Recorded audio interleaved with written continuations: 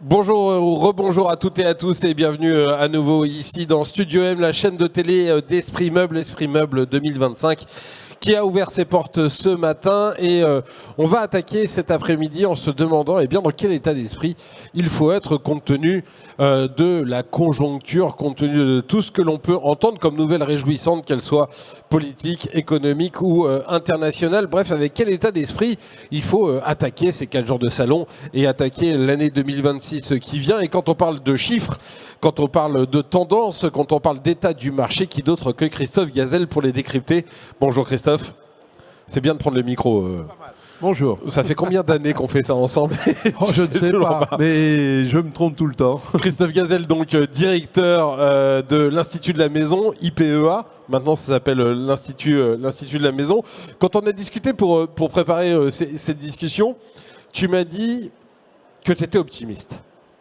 Alors, est-ce que c'est une nature chez toi ou est-ce qu'il y a des éléments très concrets qui viennent nourrir cet optimisme? C'est déjà naturel, tu le sais bien. Mais ce qu'il y a surtout, et ce qui est très intéressant, c'est que on a une inversion de tendance sur les derniers mois, puisque ça fait déjà plus de 2 ans que le marché était négatif.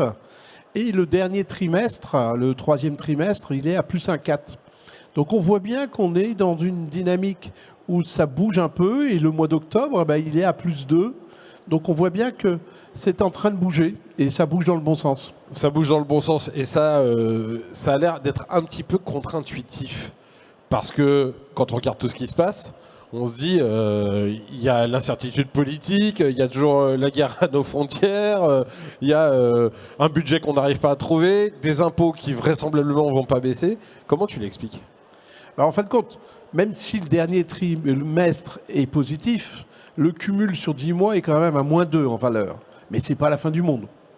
Et comme il n'y a pas de dynamique de l'immobilier neuf, comme les Français sont inquiets vu tous les trucs qu'ils entendent, etc., on se dit que réussir à faire -2 en valeur, quand les gens n'ont pas besoin de s'équiper, mais que ce qu'on vend en meubles en ce moment, c'est du renouvellement, ça veut dire qu'on est quand même toujours sur la longue traîne du Covid et que les Français s'intéressent énormément à leur maison. Mais comme à tout moment dans les médias, on entend qu'on va se faire tondre par les impôts, que ci, que ça, etc., l'achat de meubles peut être reporté.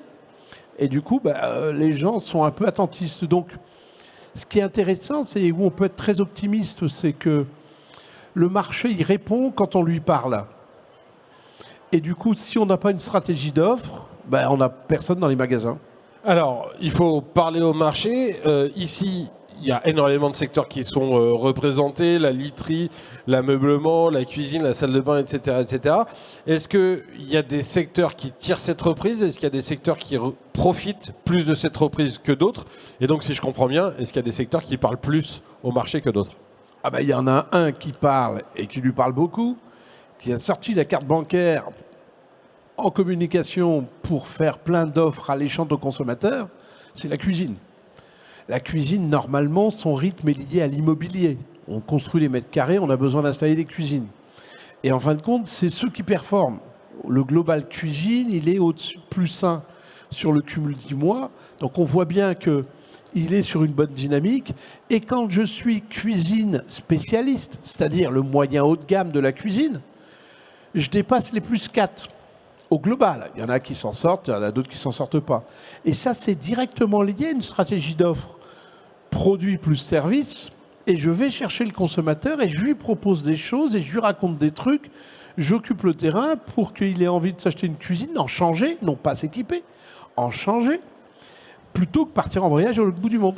Ça veut dire que ce secteur-là, il a pris le risque d'investir en période difficile et que les autres, j'allais dire, ils ont un peu fait les fourmis, ils se sont dit « oulala, il fait froid dehors, on va pas trop dépenser, on va regarder ce qui se passe » et ils ont oublié de parler au marché et ça explique aussi pourquoi ils performent moins bien.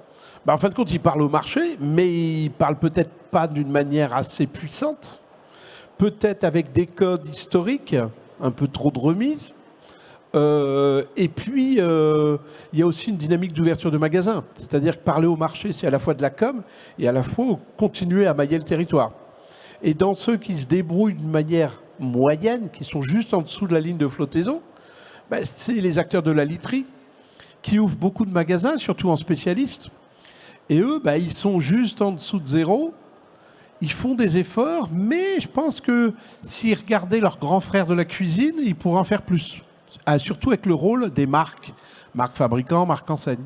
Déjà, en dessous de zéro, c'est pas si mal que ça. Alors, tu nous as dit qu'il y avait un frémissement là, sur les derniers mois de 2025. La fin de l'année, c'est dans 6 semaines. 2026, ça va ressembler à quoi, à ton avis ? On peut jamais vraiment le savoir, mais on sait que quand tu as la cuisine qui est au-dessus de la ligne de flottaison, tu as la literie qui est juste en dessous, aux alentours de -2, les canapés qui sont vers -2.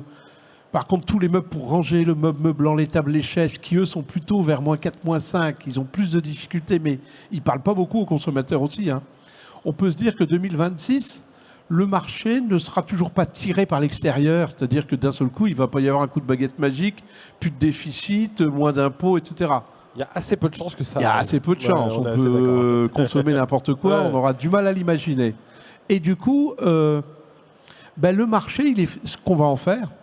Et là, comme on voit que ces derniers mois, ça bouge d'une manière plutôt positive, si tous les acteurs se mettent à rentrer dans la tête du consommateur, à communiquer, on va embarquer le marché.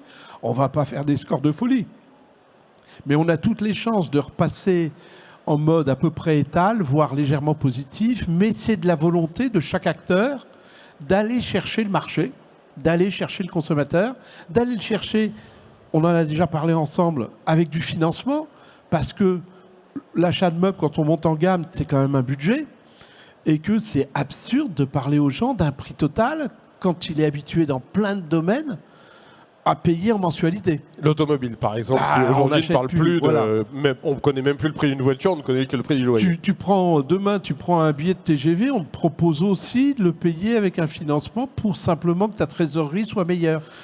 En parlant de trésorerie, tout à l'heure, on a fait une table ronde avec des spécialistes de l'électroménager. Il y en avait un qui disait les Français ont un taux d'épargne historique. 19%, on n'a pas vu ça depuis 70 ans si on met, à part le côté Covid. Ça veut dire qu'il y a un bas de laine.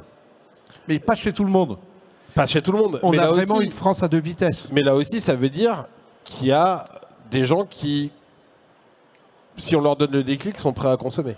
Et qui ont les moyens de consommer. Mais surtout les seniors. La dernière étude qui est sortie sur le sujet, qui a été faite par l'INSEE avec les clients de la Banque Postale, montre que c'est des gens de plus de 65 ans qui sont installés, ils ont payé leur maison, et la vie est faite, leurs enfants sont bien grands maintenant et tout, et ils attendent des déclics. Alors c'est les plus intéressés par les promos, parce qu'ils ont du temps et ils aiment comparer les prix.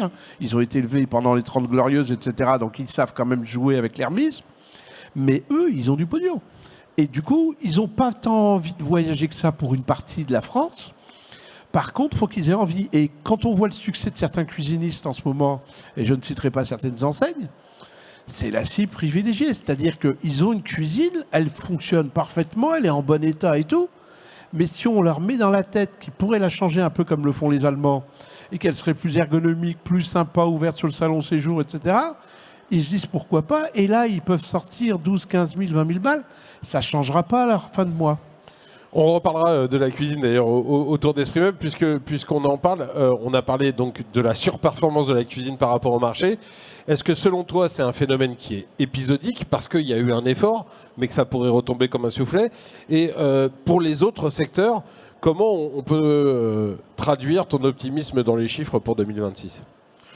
En fin de compte, c'est vraiment augmenter sa puissance de communication, la faire différemment, augmenter le maillage du territoire. Et toutes les catégories de produits peuvent passer au-dessus de la barre de zéro. C'est simplement une question de volonté, d'animation, d'investissement. Et comme tu le disais, quand les périodes sont compliquées, on a tendance à réduire les budgets marketing, les budgets com, etc.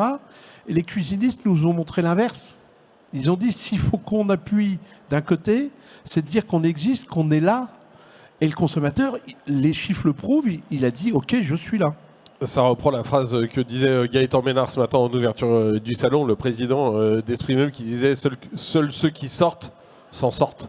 On est bien d'accord. C'est exactement ça. Eh ben écoute, merci beaucoup Christophe. On Merci à aura toi. l'occasion de te retrouver à nouveau dans Studio M tout au long de ces maintenant 3 jours et demi qu'il reste à Esprit Meuble. Restez avec nous dans Studio M. Dans quelques instants, il y aura une nouvelle table ronde. Et puis si vous voulez venir nous rejoindre ici dans les allées du salon de la Porte de Versailles, vous êtes les bienvenus. Alors à plus tard. Salut.